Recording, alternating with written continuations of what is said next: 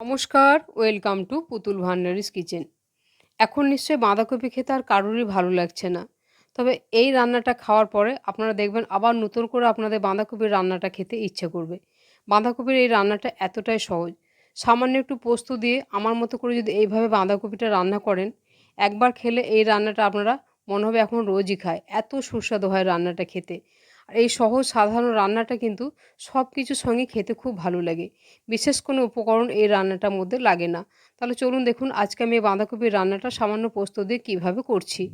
তা বাঁধাকপি রান্না করবার জন্য একটা ছোট সাইজের বাঁধাকপির অর্ধেকটাকে খুব মিহি করে ঝুরি ঝুরি করে কুচিয়ে কেটে নিয়েছি। একেবারে কড়াইয়ের মধ্যে ধুয়ে বসিয়ে দিয়েছি আর সামান্য পরিমাণে একটু জল দিয়ে গ্যাস অন করে দিয়ে এটাকে মাঝারি আঁচে 3 থেকে 4 মিনিটের জন্য ঢাকা দিয়ে হালকা করে একটু ভাপিয়ে নেব। তবে একেবারে কিন্তু গলিয়ে বাঁধাকপিগুলোকে সেদ্ধ করব না, জাস্ট একটুখানি ভাপিয়ে নিচ্ছি। 3-4 মিনিট পরে আমি ঢাকাটা খুলে একবার তলা উপর করে নাড়াচাড়া করে নিচ্ছি। এর থেকে কিন্তু আর বেশি গলিয়ে সেদ্ধ করা যাবে না, এরকমভাবে বাঁধাকপিটাকে একটু ভাপিয়ে নিতে হবে। এখন বাঁধাকপিটাকে আমি কড়াই থেকে নামিয়ে খুব ভালো করে জলটা ঝরিয়ে নিয়ে ওই কড়াইটাকে খুব ভালো করে ধুয়ে মুছে বসিয়ে দিয়েছি। 2 চামচ পরিমাণে দিয়ে দিলাম সর্ষের তেল, সামান্য পরিমাণে একটু কালো জিরে ফোড়নে দিয়ে দিচ্ছি। একটা মাঝারি সাইজের আলুকে একটু ছোট করে কেটেছিলাম, কেটে রাখা আলুটা দিয়ে দিলাম। আলুটা দিয়ে কয়েক সেকেন্ড একটু নাড়াচাড়া করব।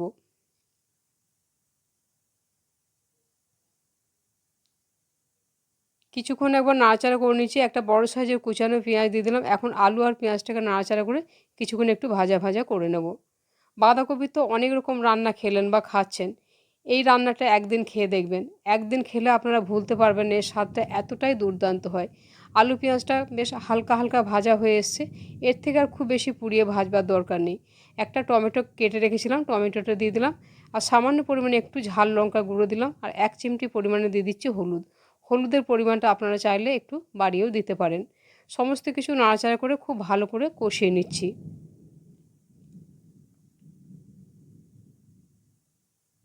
যাতে টমেটো পেঁয়াজটা বেশ ভালোভাবে নরম হয়ে যায়, তার জন্য একবার আমি 2-3 মিনিটের জন্য একটু ঢাকা দিয়ে দিচ্ছি। খুব বেশিক্ষণ ঢাকা দিয়ে রাখবো না, 2-3 মিনিট পরে ঢাকাটা খুলে দিয়েছি। কম আঁচে রান্নাটা করছি।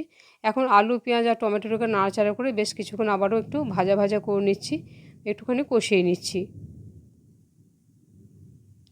রান্নাটা দেখার পর একটা লাইক শেয়ার কমেন্ট করতে ভুলবেন না। চ্যানেলটিকে সাবস্ক্রাইব করে নেওয়ারও অনুরোধ জানালাম। অল্প অল্প করে বাঁধাকপিটা দেবো, সামান্য পরিমাণে একটু বাঁধাকপি দিয়ে খুব ভালো করে এই আলুটার সাথে কষিয়ে নিতে হবে। বিশেষ কোনো এই মশলা লাগে না এই রান্নাটার মধ্যে। বাকি যে বাঁধাকপিটা ছিল সেই বাঁধাকপিটা এখন দিয়ে দিচ্ছি। বাঁধাকপিটা দেওয়ার পর একটু হাতে সময় নিয়ে খুব ভালো করে এটাকে কষিয়ে নিতে হবে।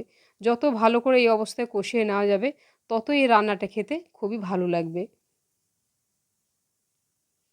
এই রান্নাটা আপনারা কোথা থেকে দেখছেন আমাকে অবশ্যই একটা কমেন্ট করে জানাতে আপনারা ভুলবেন না। বেশ ভালো করে কিছুক্ষণ কষিয়ে নিয়েছি। এখন পরিমাণ মতো দিয়ে দিচ্ছি নুন। নুন দেওয়ার পরে আবারও বেশ ভালো করে একবার নাড়াচাড়া করে দেব।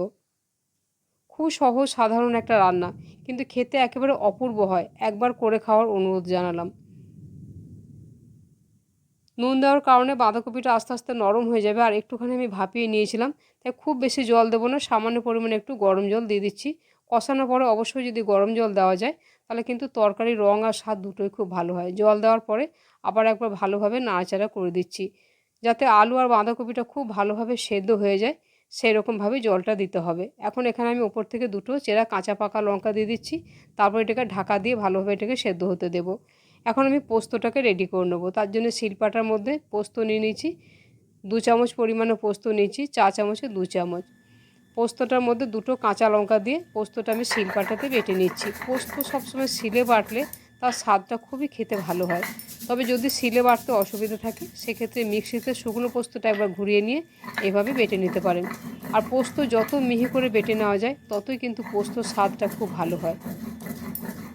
অনেক রকম তো পোস্ত খেয়েছেন, আলু পোস্ত, ঝিঙে পটল পোস্ত। তা এই বাঁধাকপিটা সামান্য একটু পোস্ত দিয়ে এইভাবে রান্না করে খেয়ে দেখবেন, অসম্ভব সুস্বাদু হয়। পোস্তটা খুব মিহি করে বেটে নিয়েছি। এদিকে বাঁধাকপিটা আমি প্রায় 4-5 মিনিট কম আঁচে ঢাকা দিয়ে রেখেছিলাম। এখন ঢাকাটা খুলে দিয়ে একবার ভালোভাবে নাড়াচাড়া করে নিচ্ছি। এখন দেখে নিচ্ছি বাঁধাকপি আলুটা ঠিক ঠিক সেদ্ধ হয়েছে কিনা। বাঁধাকপিটা খুব ভালো সেদ্ধ হয়ে গেছে, আলুটাও ভালো সেদ্ধ হয়ে গেছে। কয়েকটা আলুকে এইভাবে খুন্তি দিয়ে চেপে চেপে একটু ম্যাশ করে দিচ্ছি, তাহলে বাঁধাকপিটা বেশ মাখো মাখো হয়ে যাবে। যে পোস্তটা আমি বেটে রেখেছিলাম তার মধ্যে চা চামচে হাফ চামচ সর্ষের তেল দিয়ে রেখেছিলাম। বেটে রাখা পোস্তটা দিয়ে দিলাম আর ওই পোস্তর বাটিটা ধুয়ে সামান্য পরিমাণে একটু জল দিয়ে দিচ্ছি। পোস্তটা দেওয়ার পরে গ্যাসের আঁচ একেবারে কমিয়ে দিতে হবে। কম আঁচে পোস্তটা দিয়ে বেশ কিছুক্ষণ একটু নাড়াচাড়া করতে হবে, যতক্ষণ না পোস্তটা বাঁধাকপির গায়ে একেবারে ভালোভাবে মিশে যাচ্ছে। রান্নাটা ঠিক একেবারে মাখো মাখো করতে হবে, তবে এই পোস্তটা খেতে ভালো লাগবে। এই রান্নাটায় আমি চিনি দিইনি, আপনারা চাইলে সামান্য একটু মিষ্টি দিতেও পারেন।